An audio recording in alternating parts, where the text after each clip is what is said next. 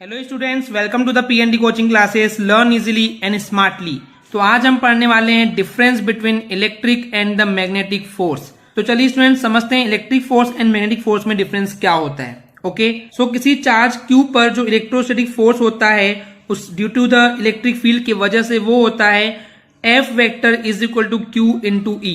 Okay students, ये formula हमने electric field वाले चैप्टर में पढ़े थे। तो इसको बोलते हैं electrostatic force is equal to charge into electric field की इंटेंसिटी। ओके, अगर मैग्नेटिक फोर्स की बात करें तो यहाँ पे जो चार्ज पार्टिकल मोशन में है उस पर एक फोर्स एग्जर्ट होता है और ये जो चार्ज पार्टिकल होता है बेसिकली वो वेलोसिटी v से मोशन में होता है। तो उस समय जो मैग्नेटिक फील्ड होता है वो होता है b वेक्टर। ओके, तो इस मैग्नेटिक फील्ड की वजह से जो मैग्नेटिक फोर्स होता है वो होता है is equal to q into vector v cross vector b। इसका डेरिवेशन भी हमने देखे थे, तो आई होप आपको क्लियर हो गया होगा स्टूडेंट्स। सेकेंड है, इस इलेक्ट्रोस्टैटिक फोर्स की अगर हम डायरेक्शन की बात करते हैं जो कि उस पॉजिटिव चार्ज पर अप्लाई हो रहा है, तो बेसिकली ये इलेक्ट्रोस्टैटिक फोर्स की डायरेक्शन जो है वो इलेक्ट्रिक फील्ड के अलोंग ही होती है। ओके स्टूडेंट्स, लेकिन अगर हम बात करते हैं मैग्नेटिक फोर्स की डायरेक्शन की तो वो कभी भी परपेंडिकुलर होता है। किसके perpendicular? Direction of magnetic field and the velocity of charge particle के। ओके, इसको भी हमने बहुत अच्छे से इन डेप्थ में आपको समझा चुके हैं। अगर आप हमारे चैनल सीरीज वाइज 1 बाय 1 देख रहे हैं तो आपको ये डाउट नहीं होगा।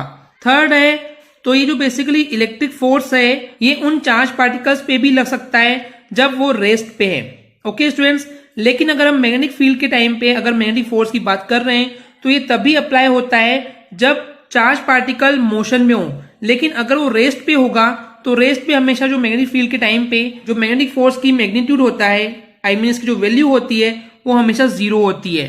ओके, यानी कि अगर मैं इसको समरी में बोलना चाहूँ स्टूडेंट्स कि अगर आपके पास एक चार्ज पार्टिकल है जो कि रेस्ट पे है तो उसका जो है इलेक्ट्रिक फोर्स हमको कुछ ना कुछ वैल्यू मिल सकती है, बट मैग्नेटिक फोर्स की जो वैल्यू है वो हमेशा कैसी होगी? 0 होगी। ओके, नेक्स्ट डिफरेंस है, इलेक्ट्रिक फोर्स जो है उस चार्ज पार्टिकल की वेलोसिटी पे कभी भी डिपेंड नहीं करती है, लेकिन किसी चार्ज पार्टिकल का जो मैग्नेटिक फोर्स है वो डिपेंड करता है उस चार्ज पार्टिकल की वेलोसिटी पे। ओके, नेक्स्ट डिफरेंस है, एक इलेक्ट्रिक फील्ड में जो वर्क होता है एक चार्ज पार्टिकल पे, तो एग्जैक्टली जो वर्क होता है वो इसलिए होता है क्योंकि उस चार्ज पार्टिकल पे एक फोर्स काम करता है। ओके स्टूडेंट्स, तो बेसिकली हमको यहाँ पे कुछ ना कुछ वर्क मिलता है। लेकिन अगर हम बात करते हैं मैग्नेटिक फील्ड में जितना भी वर्क होता है एक फोर्स के थ्रू उस चार्ज पार्टिकल पे वो हमेशा 0 होता है।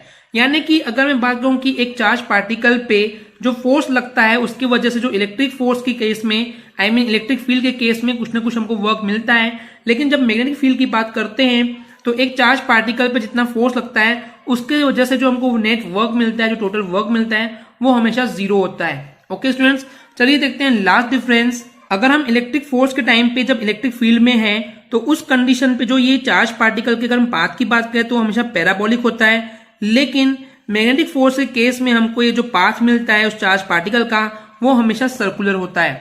ओके स्टूडेंट्स, तो आई होप आपको क्लियर हो गया होगा। अगर आपको हमारी वीडियो से कुछ भी सीखने मिला या नॉलेज मिला तो प्लीज हमारे चैनल को सब्सक्राइब कीजिए एंड वीडियो को लाइक जरूर करें। आज के लिए इतना ही, थैंक यू।